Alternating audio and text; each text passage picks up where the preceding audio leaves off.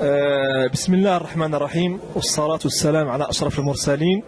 بداية نرحب جميع الإخوان الرياضيين الذين أتونا من جميع أنحاء المغرب، وبالخصوص أعضاء مكتب عصوة وسط برئاسة السيد محمد الزرودي، وكذلك نرحب بالسيد الكاتب العام رئيس عصبة الوسط بوبكر هلالي، ورئيس لجنة تحكيم عصبة الوسط محمد أشقاش. نحن اليوم بصدد تنظيم إقصائيات بطولة المغرب الخاصة بعصبة وسط فئة المان فيزيك. بالإضافة إلى الإقصائيات ستقام الإقصائيات الأسبوع المقبل بمدينة الصخيرات في فئة بناء الجسم.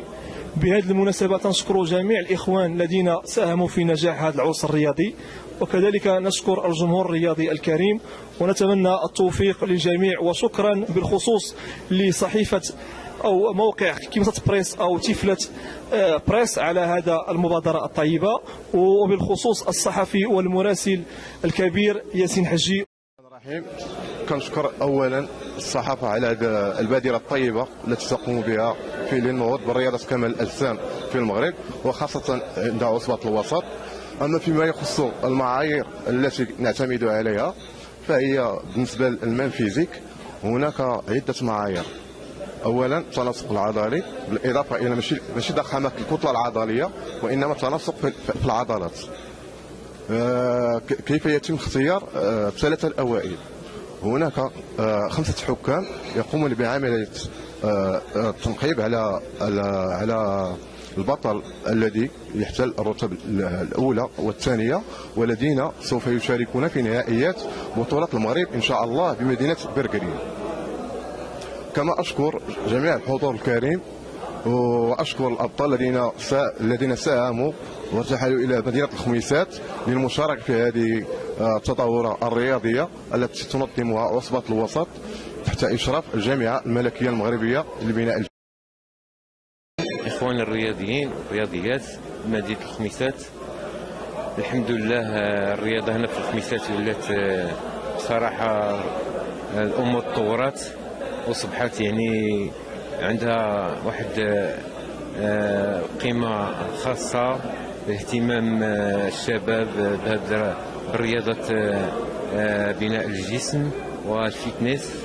والحمد لله بفضل بعض الإخوان بمدينة الخميسات الذين يسهرون يعني بجدية من أجل رفع مستوى الرياضة بمدينة الخميسات، وهذا إن دل على شيء فإنما يدل على الروح الرياضية. وكنشكر الجامعة الملكية المغربية وعصبة الوسط بالبادرة الطيبة الذين يقومون بها من أجل رفع مستوى هذه الرياضة بمدينة الخميسات. السلام عليكم ورحمة الله تعالى وبركاته. في إطار تفعيل إعطاء الفرص لجميع المدن المكونة لعصبة الوسط، ارتأى رئيس عصبة الوسط وأعضاء مكتب المسير إعطاء الفرصة لمدينة خميسات باحتضان هذا العرس الرياضي يدخل في إطار تفعيل وتنفيذ البرنامج السنوي للجامعة الملكية. ونحن اليوم مقبلون على إقصائيات بطولة المغرب للكبار في مان فيزيك، والأسبوع المقبل إن شاء الله حظية مدينة صخيرات أيضا بالاحتضان إقصائيات بطولة المغرب في رياضة بناء الجسم، وذلك رؤية شاملة وتوسيع نطاق تنظيم عبر المدن المكونة لجهة عصبة الوسط. وفي بهذه المناسبة أشكر السيد مروان بوشمامة على حسن استضافته لنا وإنجاح هذه التظاهرة الرياضية. ونشكر كذلك السيد الصحفي حجي على هذه المبادرة لتوصيل صوت عصبة الوسط التي تتوفر على أطر شابة، منهم السيد محمد أشقاش رئيس لجنة التحكيم غني عن التعريف، وكذلك جل الأعضاء.